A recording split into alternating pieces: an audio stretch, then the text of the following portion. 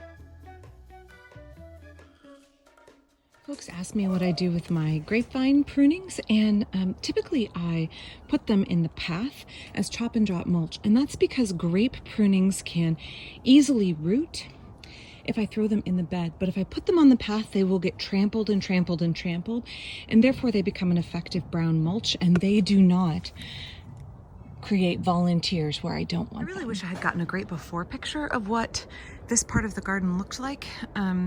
I have a picture from a week or so ago that I will post here, and this is partway through the progress. So you can see the asparagus is really weighted down by the pumpkins. These are a mix of sweetmeat and also Burgess buttercup here. So some of the asparagus is really bent down, and over the next few weeks, the asparagus is going to start to turn brown and brittle and collapse. And that's not ideal. I hope that the pumpkins here will do okay. I do love some element of kind of benign neglect, some element of wildness here at the back of my garden. So you can see my neighbor's garage. This is the very back of my garden. On the other side of this section of grapes here along the fence is the back of my orchard with apple trees and a mulberry here, and the chicken coop buried under more grapevine. So this is pretty much a zone 4 for me. I don't come back here all that much except for chicken chores. And so after the asparagus is done in the spring and it goes to fern, I just let all of these other plants particularly annuals like pumpkins, proliferate through the patch. Unfortunately, again, because I did not get my stakes and string in the ground, normally I have a kind of temporary support here to keep the asparagus from flopping into the path. And life was just really busy, and that didn't happen this year. And so you can see here the path is really obliterated, again, using great prunings as mulch in the path. So now we have to do kind of a temporary fix it, and we're going to put in a more permanent support for my asparagus here so that there are stakes in the ground, right? I can access the asparagus in the spring, and then I can put up string or twine to keep the asparagus propped up. Now, another issue with having come in and taken out all of this weight of these grapevines is not only are my pumpkins less supported, but all of the grapevines that wove through here and were pretty stiff and rigid held up a lot of my tree collards. So the second that I took out those sections of grapevine, my tree collards, the lower branches, flopped over. So I'm also going to need to jury rig a little support for that too. Now, typically tree collards do need supports as they get very large, and I just happen to have a natural support in the form of rambling grapevines, Concord grapevines where I didn't want them. But now I'm going to have to do some human-made supports. In general, what I want to encourage is nature to take care of itself, and I would prefer that nature do things for me so that I don't have to put in the effort. And here I've made a little bit of a boo-boo in that I had a good support going for this tree collard, and now I have lost it, so I'm gonna have to build one. You can see these purple tree collards are quite happy. I'm actually probably gonna be cutting off all of this right here to use in my dinner, and that will make it easier to prop up this section of tree collard here. A cool little note, as I have untangled the grapevines, went all the way from back here. They're actually planted over there is the root of the grapevine. This is one Concord grape. All the way over there in front of my chicken coop, had rambled this way, over and under my tree collards, and down into here. And as you can see by the different kinds of leaves, I have different pumpkins growing in here. Let me step in here. I want to be really careful not to squish the pumpkin vine because pumpkin vines are brittle. As you can see, chopping and dropping lots of things. I just was standing right here and I cut back a bunch of radishes that I let go to seed. But you can see in this little corner here, this is a pumpkin whose name is going to escape me, but it is not what you think. It is a little pumpkin that is grown for the pepitas. So this should have hulless green seeds inside, which we can eat. The rest of the fruit will get fed to the chickens and ducks. Here you can see my Burgess buttercup. These are huge this year. I have another one down there on the fence. This is from the same plant. My Burgess buttercups are looking extra large, despite the fact that I really haven't watered and we're in a drought. They're doing really, really well. Look at the size of this. That's big for a Burgess buttercup.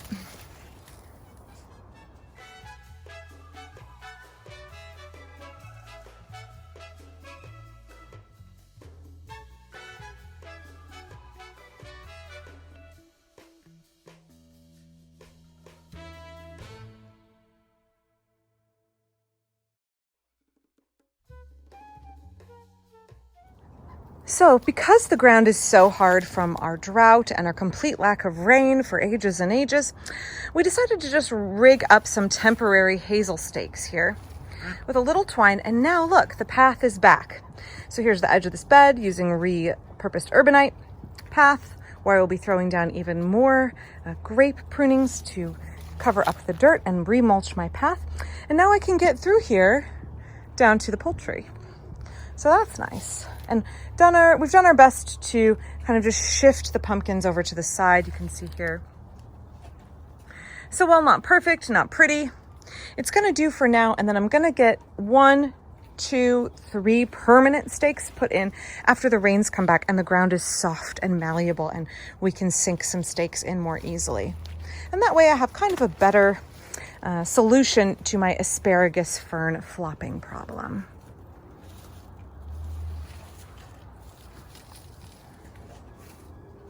And now on to stringing up the tree collards.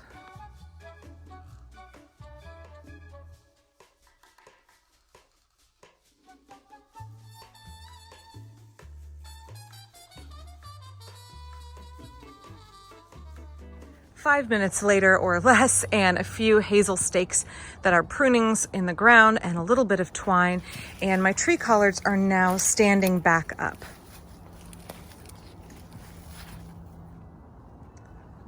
I just love the look of tree collards. Again, be aware if you're growing them, think about pushing them to the back of your bed because they will get quite tall. Easily they can get 6 feet tall. I think over the winter, I will create a more permanent structure around these because these can live for several years. And so they're going to continue to get large. I will be taking cuttings off of them to create more, but I want to create a more permanent structure because I know they're going to need support for the long term, not just for this late summer season.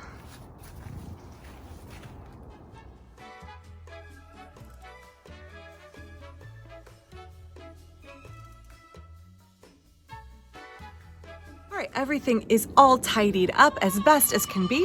It's kind of a stopgap. As I said, sometimes we can get our gardens where we want them in one fell swoop, and sometimes it takes a stepping stone series of caretaking endeavors, a series of prunings, a series of trimming things back, a series of tidying them up before we get everything back into alignment with our design, and that's okay. So for now, my tree collards are all strung up, my asparagus is contained, my Concord grapes are tamed, and the path is free and accessible again.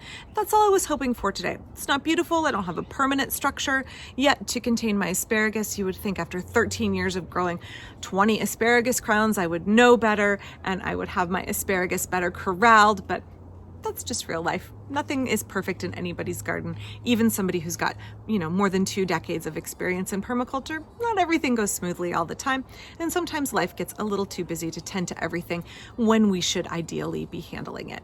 So if you've let things get out of control, if you've let things get a little wild and free in your garden, that's okay. Don't be hard on yourself.